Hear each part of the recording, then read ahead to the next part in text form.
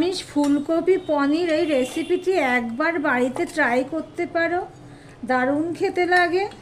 তাহলে আর ভিডিওটি স্কিপ না করে পুরোটা দেখো। আমি পনির দিয়ে ফুলকপি দিয়ে কিভাবে রান্না করলাম। নমস্কার, আপনারা দেখছেন কুকিং হাউস অফ অনিমা। আজকে একটা সম্পূর্ণ নিরামিষ ফুলকপির রেসিপি তোমাদের সাথে শেয়ার করব। তার জন্য আমি এই ফুলকপিটা নিয়ে নিয়েছি। এবার এই ফুলকপিটাকে আমি কেটে নেব, একদম পেঁয়াজ রসুন ছাড়া করব। তোমরা দেখতে থাকো বন্ধুরা। ডাঁটাগুলো আমি বাদ দিয়ে দিলাম।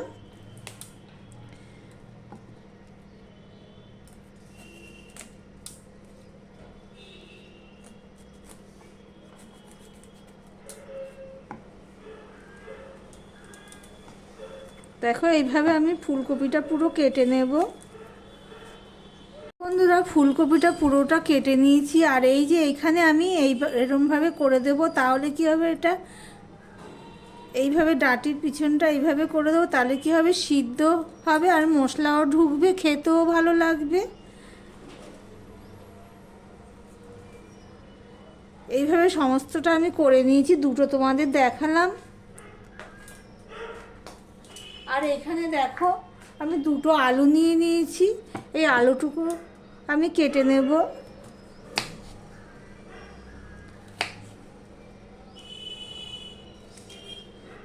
দেখো একটু বড়ই রেখেছি, মাঝখানে একটু করে কেটে দিচ্ছি।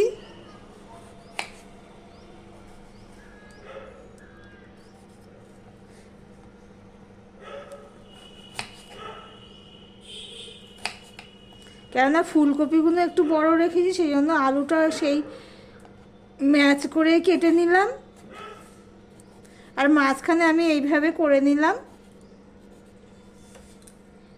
এখানে একটা কড়াই বসিয়ে দিয়েছি, কড়াইতে জল দিয়ে দিয়েছি। আর এখানে দেখো আমি কিছুটা পনির নিয়ে নিয়েছি, অল্প একটু পনির নিয়ে নিয়েছি। এই ফুলকপির মধ্যে দেব, দেখতে থাকো বন্ধুরা। এবার এই জলের মধ্যে আমি একটু নুন দিয়ে দিলাম। এই পর্যন্ত যারা ভিডিওটি দেখছো এখনও পর্যন্ত সাবস্ক্রাইব করোনি, চট করে সাবস্ক্রাইব করে দেখতে থাকো।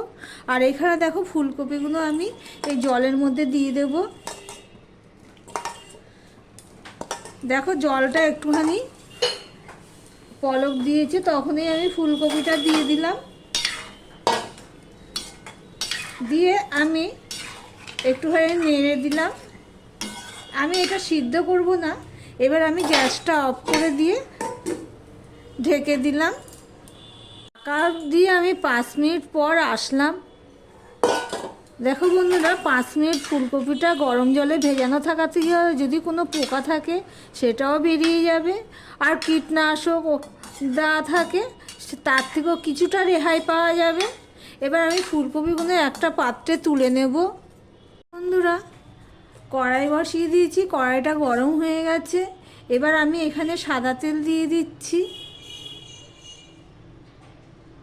ভিডিওটি স্কিপ না করে পুরোটা দেখার অনুরোধ রইল।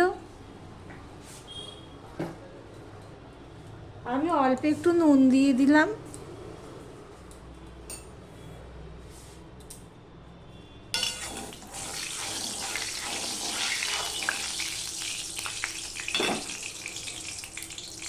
দেখো তেলটা সাথে নুনটা মিক্সড করে দিয়ে আমি কড়াইয়ের গায়ে ভালো করে লাগিয়ে নিলাম। এবার একে একে আমি ফুলকপিগুলো ভেজে নেব।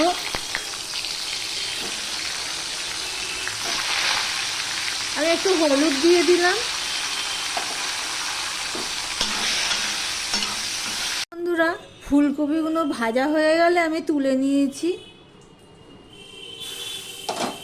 এবার দেখো আমি এখানে পনিরগুলোও ভেজে নেব, হালকা করে ভেজে নেব। ফুলকপি পনির বা পনির ফুলকপি রেসিপি করছি আমি আজকে। আমার এখানে অল্প পনির ছিল ঘরে, সেটাই আমি করছি। তোমরা চাইলে আর একটু পনিরের পরিমাণটা বেশি দিতে পারো। আমি আর বাজারে পাঠালাম না, যা আছে তাই দিয়েই করে নিচ্ছি। পনিরগুলো আমি হালকা করে ভেজে নেব। দেখো পনিরগুলো আমি ভেজে তুলে নিয়েছি। আমি এই ভাজাগুলো সাদা তেলেই করলাম। এবার আমি এখানে সর্ষের তেল দিয়ে দেব। অল্প তেল আছে, তার মধ্যে আমি একটু সর্ষের তেল দিয়ে দিলাম।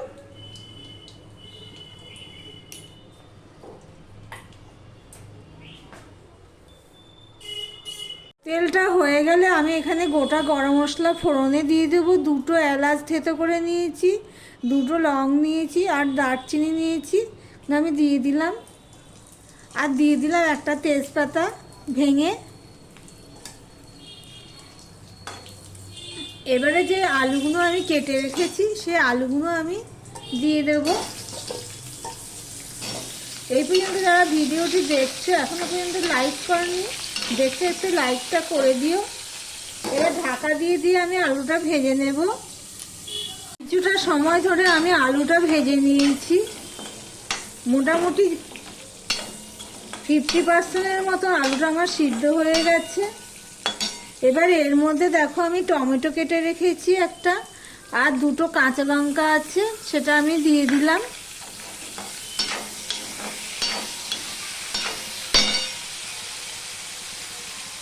আর দিয়ে দিচ্ছি দেখো উঁচু উঁচু মানে মোটামুটি 1.5 চামচের মতন হবে আদা পেস্ট, সেটা আমি দিয়ে দিলাম। দিয়ে আবারও ঢাকা দিয়ে দিলাম। আমি এটা কিন্তু মিডিয়ামে করছি। দেখো বন্ধুরা, টমেটোটাও নরম হয়ে গেছে, আদারও কাঁচা গন্ধ চলে গেছে, আলুটাও প্রায় সিদ্ধ হয়ে এসেছে। কষাতে কষাতে এবার আমি মশলা অ্যাড করব। এখানে দেখো ধনের গুঁড়ো নিয়েছি 1 চামচ, জিরের গুঁড়ো নিয়েছি 1 চামচ, 1/2 চামচ নিয়েছি কাশ্মীরি লঙ্কার গুঁড়ো, আর 1/2 চামচ নিয়েছি হলুদ, আর ঝাল লঙ্কার গুঁড়োও নিয়েছি 1/2 চামচ। এগুলো আমি দিয়ে দিলাম।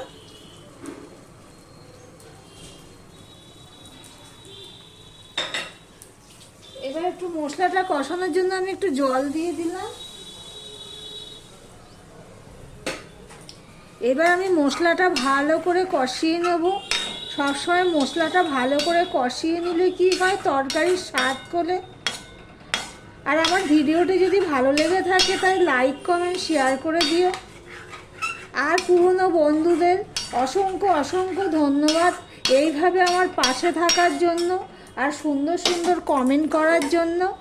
এবার আমি ঢাকা দিয়ে দিলাম। দেখো বন্ধুরা, কিছুটা কষানো হয়ে গেছে। আর আমি এখানে 2 চামচের মতো টক দই নিয়েছি, এটা আমি ফ্যাটিয়ে নিয়েছি। এই টক দইটা আমি দিয়ে দিলাম।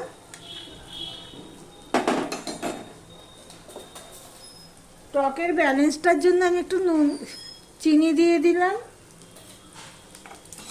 দিয়ে এটা দিয়ে আমি কষাতে থাকবো। আর এদিকে দেখো, গ্যাসের ফ্লেমটা কিন্তু আমি একদম সিম করে দিয়েছি, যেহেতু টক দই দিয়েছি, নাহলে ফেটে যাবে। আর এখানে দেখো আমি একটুখানি কসুরি মেথি নিয়েছি, সেটা আমি এইভাবে হাতের সাহায্যে গুঁড়ো করে দিয়ে দিলাম। বেশি দিইনি, অল্প একটু কসুরি মেথি দিয়েছি। দারুণ স্বাদ হয়। প্লিজ বন্ধুরা এইভাবে একবার পনির ফুলকপি রান্না করে খেয়ে দেখতে পারো। সম্পূর্ণ নিরামিষের দিনে দারুণ লাগবে খেতে। নিরামিষের দিনে কি রান্না করব একটা ব্যাপার থেকে যায়। প্লিজ, এখন ফুলকপির সিজন। দেখো দই দিয়ে কসুরি মেথি দিয়ে কষানো হয়ে গেছে। এবার আমি জল দিয়ে দিলাম পরিমাণ মতো। গ্যাসটা আমি একটু বড় করে দিলাম, ফুটে ওঠার জন্য অপেক্ষা করব। বন্ধুরা, ফুটে উঠেছে। এবার আমি ফুলকপিগুলো দিয়ে দিলাম, দিয়ে একটু মিশিয়ে নিয়ে আমি আবারও 3-4 মিনিট ফুটিয়ে নেওয়ার পর আমি পনিরের টুকরোগুলো দিয়ে দিলাম। ভেজে রাখা পনিরের টুকরোগুলো দিয়ে আমি আর বেশিক্ষণ ফোটাবো না, 1 মিনিটের মতন ফুটিয়ে নেব। আমি গ্যাসটা অফ করে দিলাম, দিয়ে ধনেপাতা দিয়ে দিলাম।